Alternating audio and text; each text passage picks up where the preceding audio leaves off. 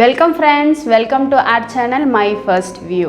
இன்றைக்கி நம்ம சூப்பராக மாங்காய் ஊறுகாய் எப்படி பண்ணுறதுன்னு பார்க்கலாங்க. இது பார்த்திங்கன்னா வெயில் காலத்தில் தான் நம்ம போட்டு வைக்க முடியும்.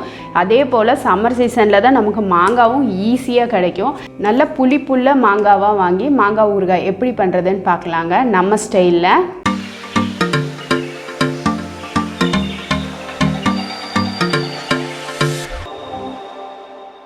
இங்கே நம்ம மாங்காய் ஊறுகாய்க்காக மாங்காவெல்லாம் நல்லா கழுவி ஒரு காட்டன் டவலில் வச்சுருக்கோங்க.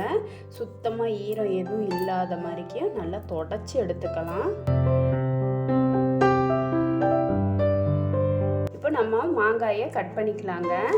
நான் இங்கே பார்த்தீங்கன்னா 4ஆக கட் பண்ணிக்கிறேன்.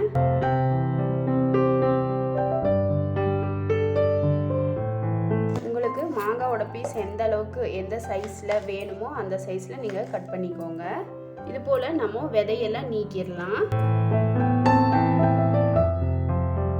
இப்போ பார்த்திங்கன்னா ஈஸியாக நம்ம எடுத்தாச்சு. இப்போ நம்ம இதை ஒரு ஜாடிலேயோ பவுல்லையோ சேர்த்திடலாம். இங்கே ஒரு சட்டி எடுத்துருக்கோங்க. இதில் நம்ம கட் பண்ணி வச்சுருக்க இந்த மாங்காவை சேர்த்திடலாம்.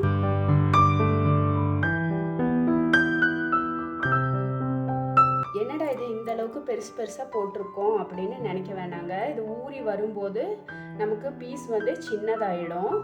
இங்கே பார்த்திங்கன்னா நம்ம கல்லுப்பு வந்து வறுத்து பவுட்ரு பண்ணி வச்சுருக்கோம். இதை வந்து நம்ம ஒரு 3-4 ஸ்பூன் அளவுக்கு சேர்த்திடலாங்க.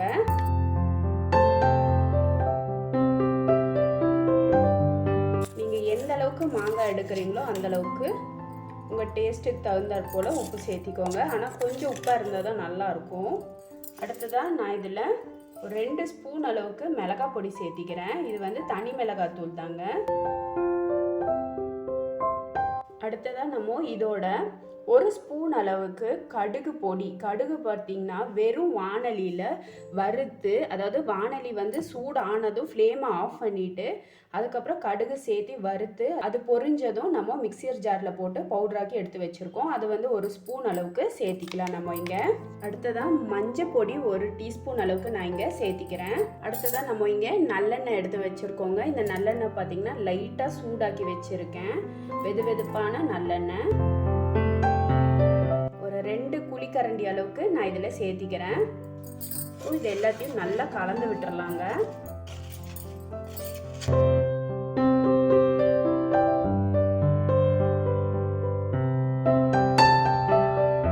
இது பார்த்திங்கன்னா நல்ல ஒரு காட்டன் கிளாத் போட்டு மூடி வச்சு வெயிலில் வச்சு எடுக்கணும் நம்ம.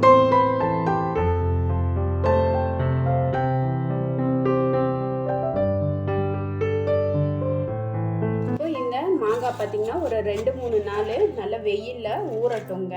ஆனால் காட்டன் கிளாத் போட்டு நல்லா மூடி வச்சிடுங்க. டைட்டாக லிட் போட்டெல்லாம் எதுவும் க்ளோஸ் பண்ணிட வேண்டாம். காட்டன் கிளாத் போட்டு தூசி எதுவும் உள்ளே போகாத மாதிரி டைட்டாக கட்டி நம்ம வெயிலில் வச்சு எடுக்கலாம். இங்கே நம்ம மாங்காய் பார்த்திங்கன்னா ஒரு 3-4 நாளாக நல்லா வெயிலில் வச்சு எடுத்துருக்கோம். நல்லா ஊறி இருக்குது, பார்த்தாலே உங்களுக்கு தெரியும். இங்கே நம்ம ஒரு பேன் வச்சுருக்கோங்க. பேன் நல்லா சூடானதும் இதில் நம்ம நல்லெண்ணெய் சேர்க்குறோம். இப்போ எண்ணெய் சூடானதும் இதில் நம்ம கடுகு சேர்க்க போகிறோங்க. இந்த கடுகு பொரியட்டும்.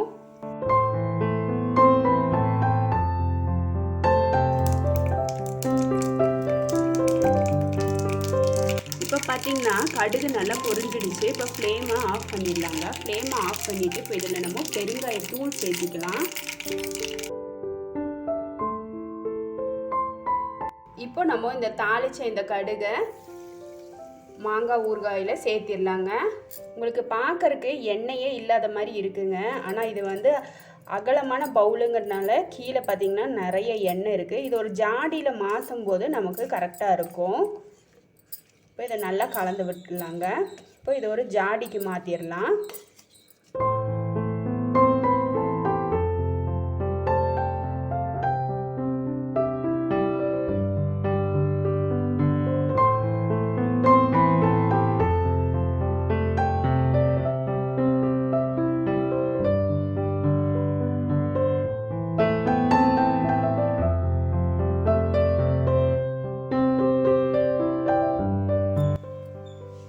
சூப்பரான மாங்காய் ஊறுகாய் ரெடி ஆயிடுச்சுங்க தயிர் சாதத்தோடு சாப்பிட்றதுக்கு. நம்ம செய்த இந்த மாங்காய் ஊறுகாய் ரெசிபி உங்களுக்கு பிடிச்சிருந்தால் லைக் பண்ணுங்கள், ஷேர் பண்ணுங்கள், மறக்காமல் மை ஃபர்ஸ்ட் வியூக்கு சப்ஸ்கிரைப் பண்ணுங்கள் ஃப்ரெண்ட்ஸ். பெல் ஐக்கானோட ஆளுங்கிற ஆப்ஷனையும் கிளிக் பண்ண மறந்துடாதீங்க. இது வரைக்கும் வீடியோவை பொறுமையாக பார்த்ததுக்கு ரொம்ப ரொம்ப நன்றி ஃப்ரெண்ட்ஸ். தேங்க்யூ. இதோட அளவுகளை நான் டிஸ்கிரிப்ஷன் பாக்ஸில் கொடுக்க மறக்க மாட்டேன். தேங்க்யூ.